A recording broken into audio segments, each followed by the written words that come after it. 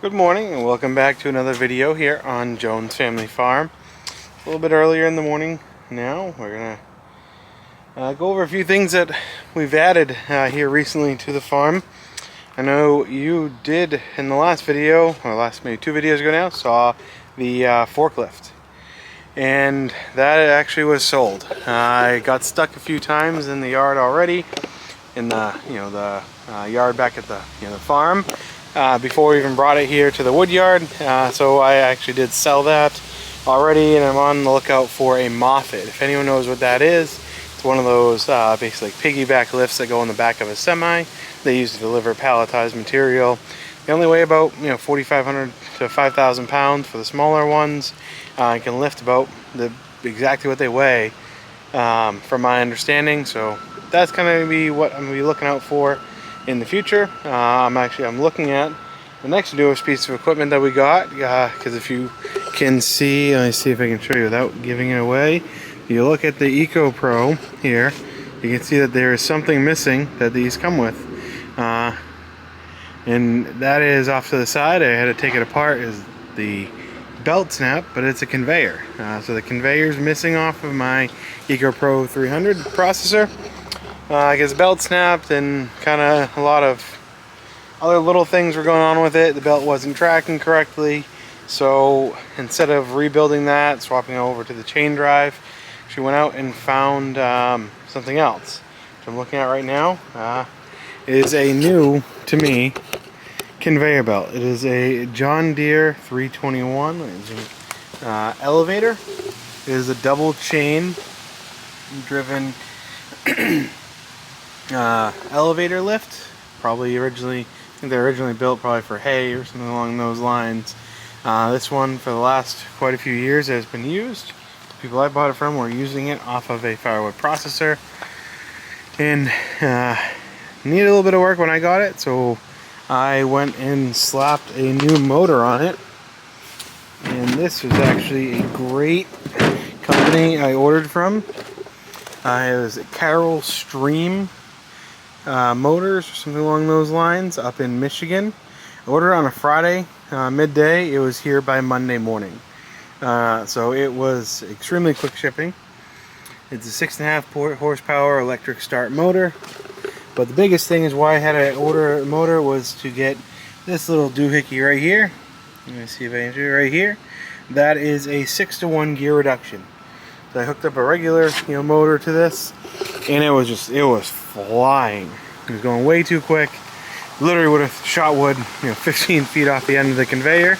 And this thing is already very long. It is a 40-foot long conveyor. From the end here all the way to the top is 40 feet. It's only about halfway lifted right now.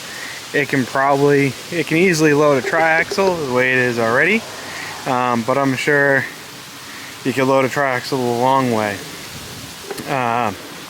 If I lifted this thing up a little bit higher, it's got a long reach on it. Not sure if this is going to be the piece of equipment that I end up keeping for a conveyor. It was just the one that I could find that was available. So that's definitely the newest piece of equipment we have here now. Obviously you saw the thumbnail. It was a little bit funny hauling it on a 40-foot conveyor on a 25-foot gooseneck trailer, which is here behind me there, or behind the conveyor there. But we got a lot of different things to get into today. I'll flash a few pictures here of a few projects that we've been up to, what recent builds I've been doing on the farm is we haven't been putting out a ton of videos, but we have been very, very busy. The log trailer is still down currently, so that is not ideal. Waiting on some seals to rebuild the swing cylinders again, because I think the last person that did it just didn't do it right. Maybe did it on a Friday afternoon, put the seal back in, kind of slammed the piston back in there. From what the mobile tech I use looked at it, and kind of says it's been leaking since day one that they put the seal in, and it has. But pretty much what I'm going to be doing today is, because I'm doing it on my dump trailer today, I'm going to be processing a lot more of these slab pieces, white oak slab wood, right into an IBC tote on the Kindling King with the 3x3 bundle / pizza wood wedge.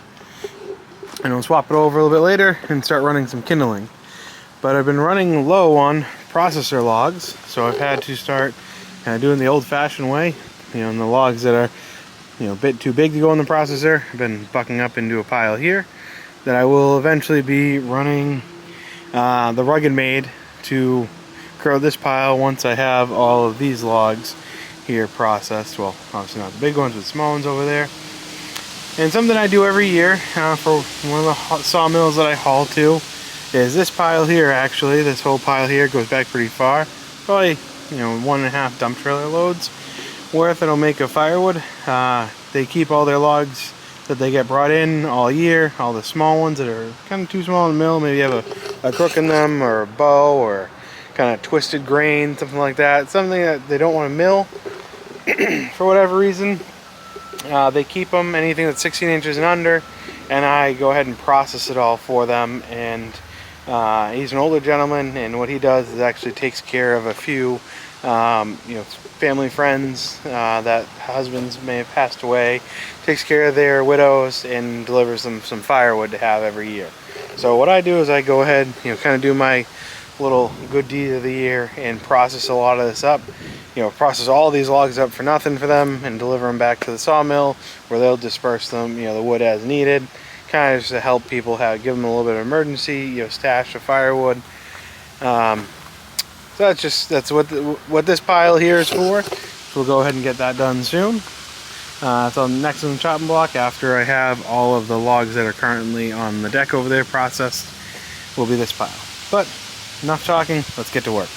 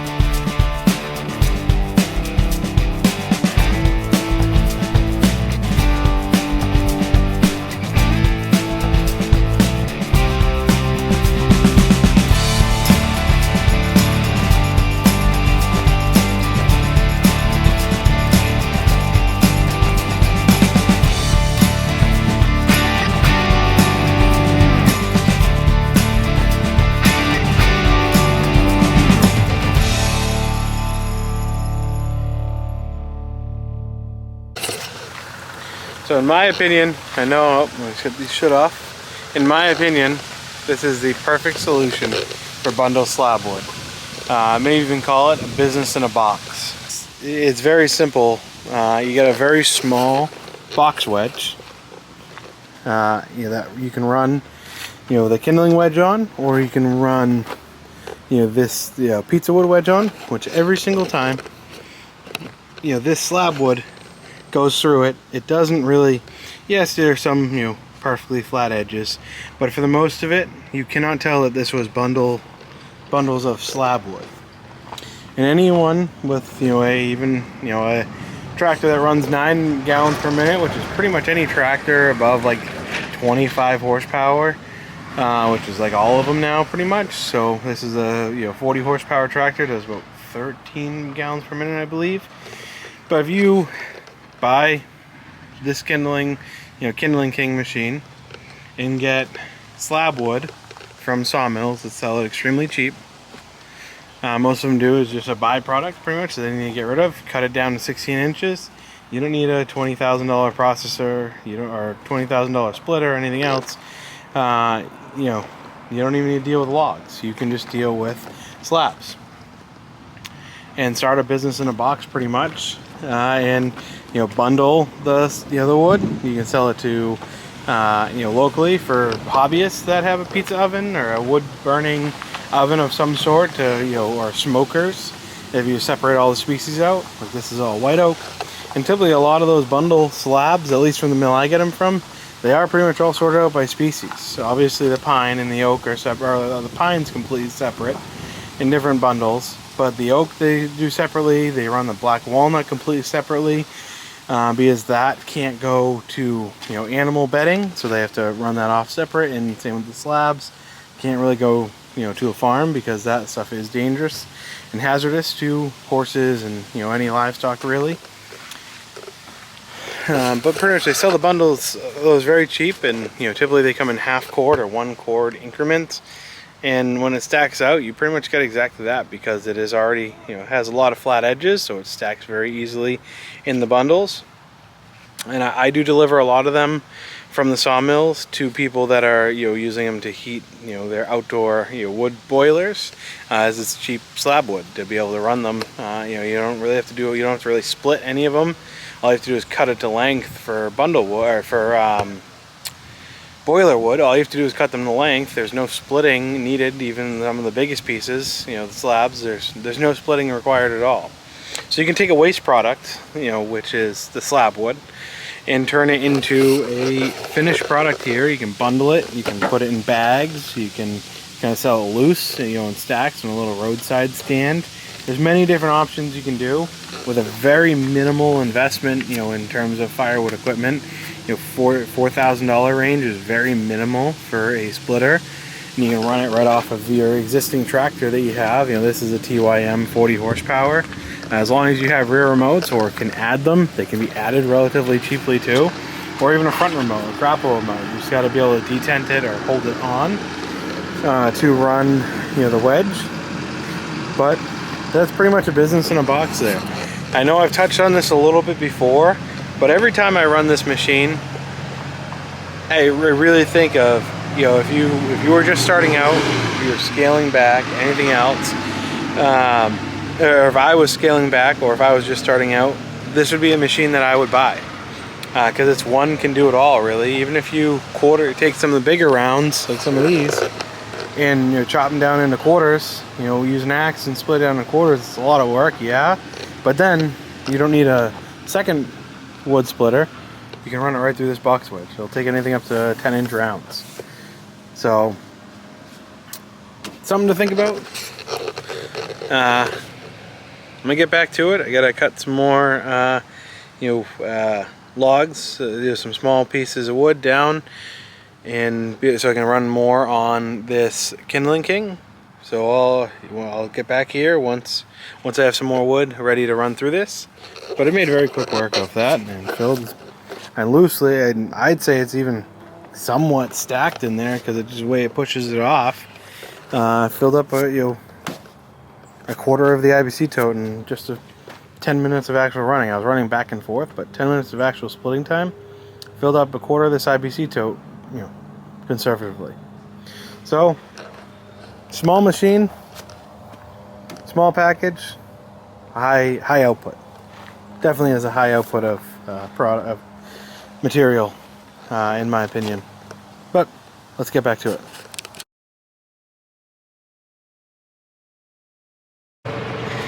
Here's a load of logs that I was actually loaded on by a pretty large crane. I'll flash a picture up of the crane, and I didn't get any video of him loading it.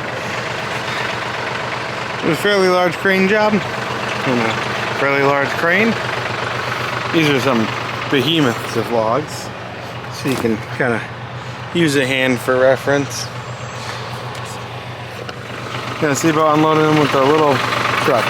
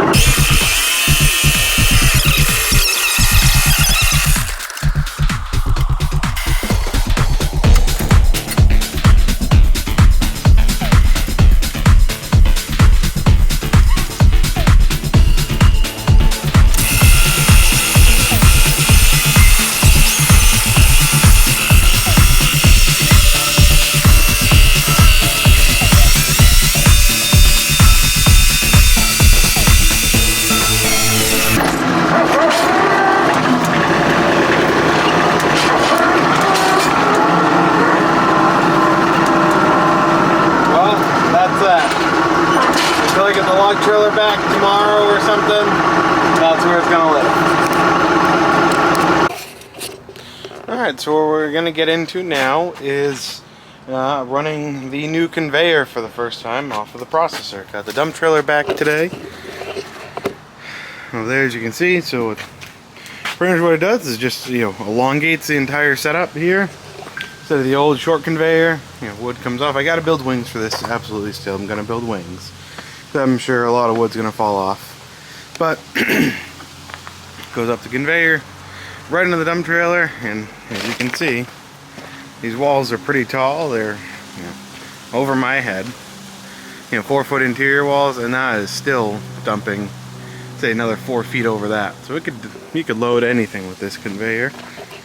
But I will warn you now, the conveyor is a little bit squeaky because it hasn't been running in a while. I gotta grease the hell out of it. But pretty much what I'm gonna do is probably just put music over it. So that way you don't have to deal with the squeak like some of my neighbors here do. But let's go ahead and get everything fired up, warmed up, and we'll start processing wood here on the new conveyor setup. See how it works.